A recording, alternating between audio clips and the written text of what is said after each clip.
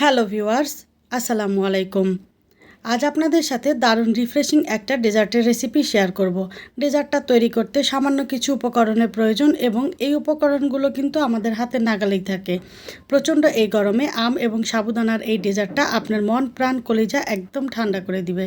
আর আজকের ডেজার্টটা আমি খুবই সহজভাবে প্রেজেন্ট করার চেষ্টা করেছি। আশা করি আমার আজকের রেসিপিটি আপনাদের কাছে বেশ ভালো লাগবে। তো মূল রেসিপিটি শুরু করার পূর্বে রিকোয়েস্ট থাকবে অবশ্যই একটি লাইক দিয়ে স্কিপ না করে পুরো রেসিপিটি কন্টিনিউ করবেন। যেহেতু সাবুদানার ডেজার্ট তৈরি করব, এখানে আমি হাফ কাপ পরিমাণ সাবুদানা নিয়েছি। আমি যে কাপটা ব্যবহার করছি সেই কাপের হাফ কাপ পরিমাণ। আপনারা যাতে সবগুলো উপকরণের পরিমাণটা খুব সহজভাবে বুঝতে পারেন, তাই এখানে আমি একটা কাপ দিয়ে মেপে সবগুলো উপকরণ নিয়ে নিব। তো এখন আমি সাবুদানাগুলোকে খুব ভালোভাবে 2 থেকে 3 বার নরম হাতে ধুয়ে নিব। তো এখানে ধুয়ে নিয়ে তারপরে আমি পানিটা ফেলে দিব। পানিটা ফেলে দেওয়ার পরেও সাবুদানার মধ্যে যে পানিটা থাকবে সেই পানিতেই সাবুদানা ঠিক 10 মিনিটের মতো রেস্টে রেখে দিব। এতে সাবুদানাটা অনেকটাই নরম হয়ে যাবে। তো এখন আমি চুলায় একটা পাত্রে ওই কাপ দিয়ে মেপে ঠিক 2 কাপ পরিমাণ দুধ দিয়ে দিলাম। এখানে হাফ কাপ সাবুদানার বিপরীতে আমি 2 কাপ পরিমাণ দুধ দিয়েছি। এখন চুলার ফ্লেমটা অন করে দিয়ে তারপরে এখানে দিয়ে দিচ্ছি একটা তেজপাতা। তেজপাতা দিলে কিন্তু এই ডেজার্টটা থেকে খুব সুন্দর একটা ফ্লেভার আসবে। অল্প পরিমাণে লবণ দিয়ে দিচ্ছি, এতে করে মিষ্টির তীব্রতা বাড়বে এবং এই ডেজার্টটা খেতে বেশ ভালো লাগবে। তো এখন দুধটাকে 2 থেকে 3 বার ভালো করে ফুটিয়ে নিব। দুধ যখন খুব ভালোভাবে ফোটানো হয়ে যাবে তখন আমি এখানে দিয়ে দিচ্ছি 1/3 কাপ চিনি। যে কাপ দিয়ে আমি আগে দুধ এবং সাবুদানা মেপেছি সেই কাপের 1/3 কাপ চিনি এখানে দিয়ে দিচ্ছি। আপনারা কিন্তু মিষ্টিটা আপনাদের স্বাদ অনুযায়ী দিয়ে দিবেন। আপনারা চাইলে এখানে চিনির পরিবর্তে কনডেন্স মিল্ক কিংবা মধু ব্যবহার করতে পারেন। তো চিনিটা খুব ভালোভাবে গলিয়ে নিয়ে তারপরে এখানে আমি দিয়ে দিচ্ছি 3 টেবিল চামচ গুঁড়ো দুধ।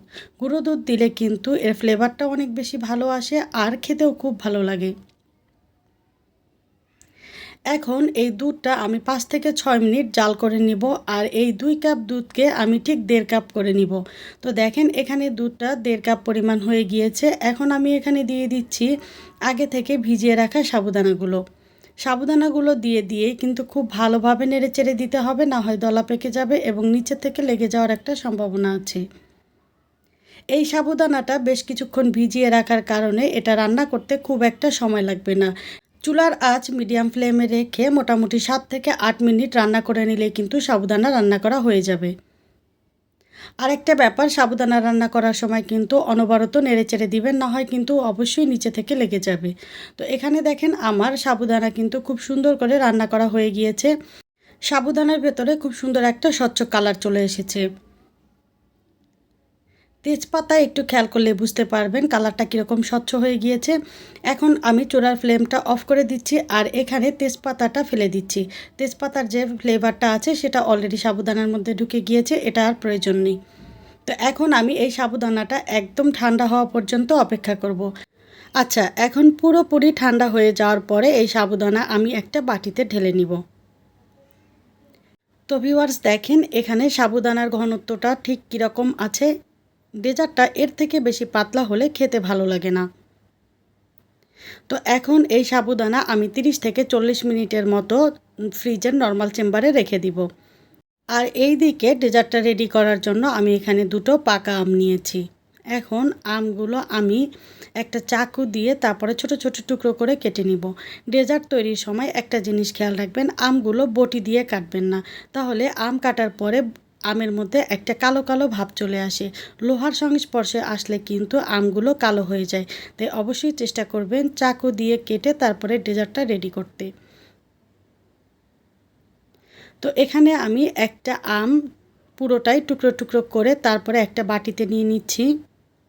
আর একটা আম টুকরো করে রেখে দিব, যেটা পরবর্তীতে ডেজার্টে আমি ব্যবহার করব।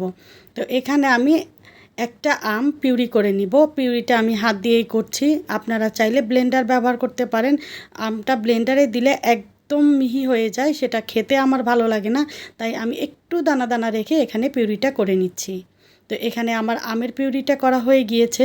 আর এই দিকে আমি ঠিক 40 মিনিট পরে ফ্রিজ থেকে সাবুদানা বের করে নিয়েছি। দেখেন এখানে সাবুদানাটা এখন একটু জমাট বেঁধে গিয়েছে, কিন্তু সবগুলো উপকরণ মেশানোর পরে কিন্তু এটা অনেকটাই পাতলা হয়ে যাবে। তো এখন আমি পিউরি করে রাখা আম সাবুদানার মধ্যে দিয়ে দিচ্ছি। আম এবং সাবুদানা ভালোভাবে মিশিয়ে নিব।